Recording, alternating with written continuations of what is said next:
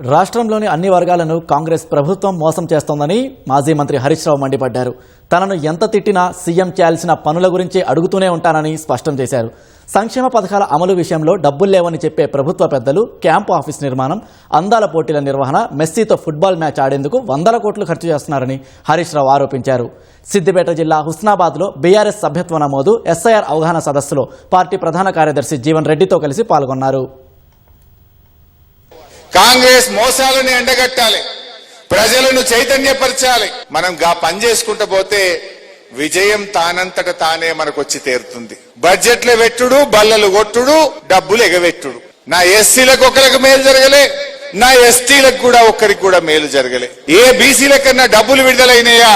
ఇప్పుడు 7 రకాల సన్నాలకే బోనస్ ఇస్తాం, మిగతాలకు ఎగబెడతా అని చెప్పిండు. ఏమంటుండు రేవంత్ రెడ్డి? ఏమంటాడు? హరీష్ రావు తాటి చెట్లు లెక్క విరిగిండు అట.